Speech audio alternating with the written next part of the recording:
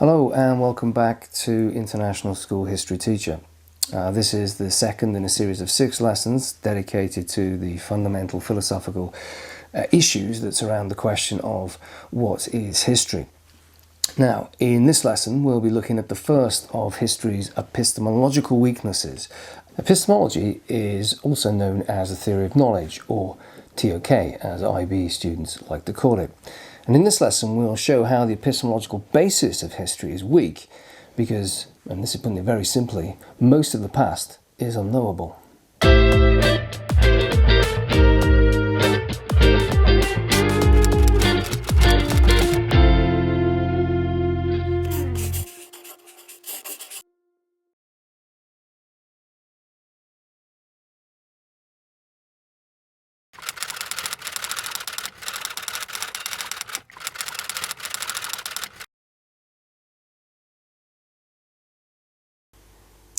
Okay, so the first epistemological problem the historian faces is a simple one. It's that the sources themselves really do not provide us with an awful lot of evidence. The sources are the raw material of history. That's what the past has left behind, and ultimately the past leaves very little behind. And of course, what distinguishes history from literature is that the historian cannot claim to know what happened in the past unless they have that evidence from the traces that have been left behind. So ultimately the past is largely unknowable. And secondly, unlike the social scientists who can observe their subject directly, historians cannot. I mean, a sociologist can observe bullying up close. They can even set up an experiment. They can put cameras in place and microphones and record what is said. They can even intervene and ask questions. And, you know, in the absence of time travel, historians cannot do that. They cannot go back to 1914 and ask Franz Ferdinand to duck.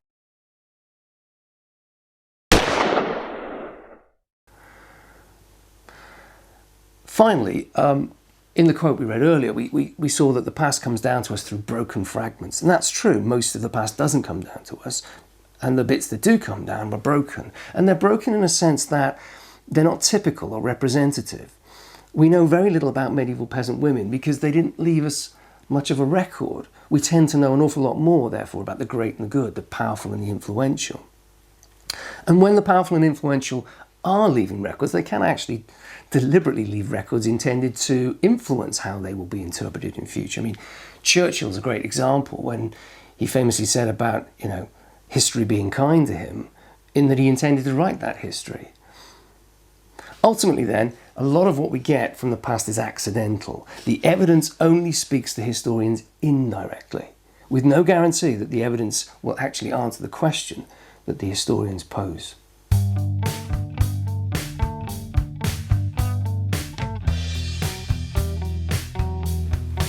Okay, let's try another thought experiment on the importance of sources. Now, we live in an information-rich age. Every text you write, I know what I was doing a year ago because my Twitter account and Facebook reminded me. Every mail you type, every card you swipe, they'll be watching you. When I walk down the street or when I go to a bank, the CCTV camera records my every move. Every purchase I make, every step that I take, every cake that I bake, they'll be watching me. So what of the historian writing in the year 2120? Will it be easier or more difficult to write a history of the early 21st century, given that so much more information is readily available to those future historians? When it comes to historical sources, must more always mean better? What is my one rule? You can tell how old a girl is by her elbows. My other one rule. Flaxseed relieves upset stomach. My other one rule. Always have a fake pair. So all history can do is interpret the traces that the past has left behind. But what are these traces? Before the historians can even begin to interpret the traces of the past, somebody else's interpretation has already taken place. When somebody writes a report, when somebody writes the minutes of a meeting, when somebody writes a diary account of a previous past event, they are already subjecting that past to a layer of interpretation.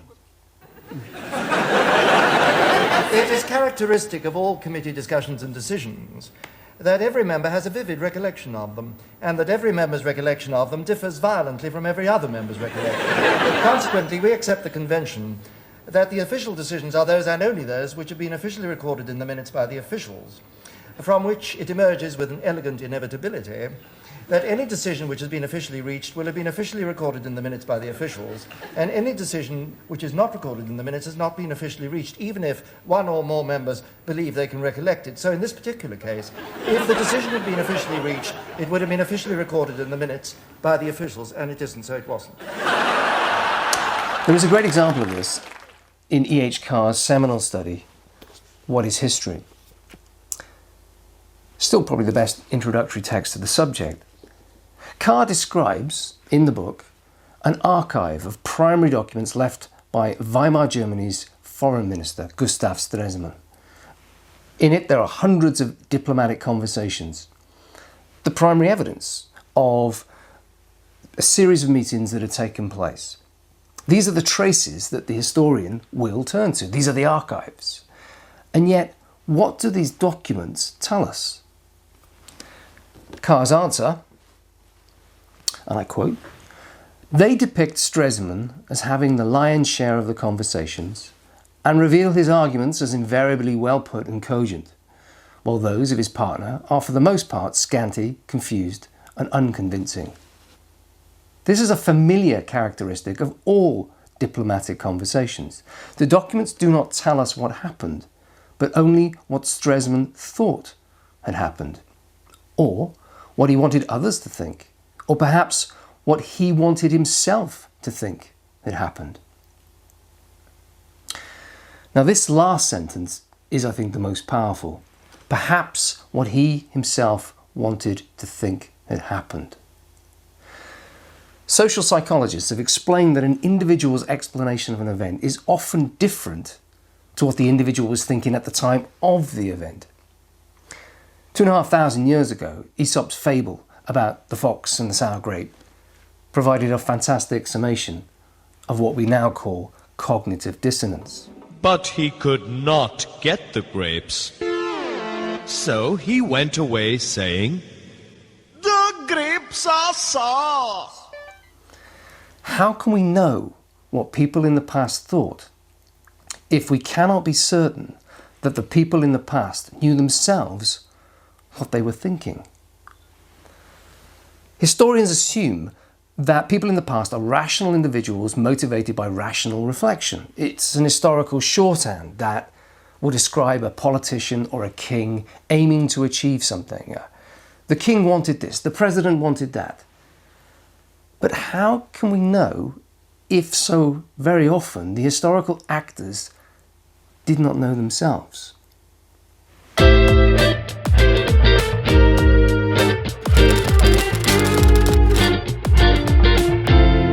And so to conclude, this first epistemological weakness of history lies with the very sources that the historian is forced to use. Because they cannot travel in time, they rely on evidence over which they have absolutely no control. Most events in the past provide absolutely no evidence at all, and therefore most of the past is simply unknowable. What we can know is often the result of chance or indeed privilege. And those sources that do shine a light on these broken fragments of the past do so through the interpretive lens of the very people who lived in that past. And they, of course, wrote from a very limited, narrow perspective.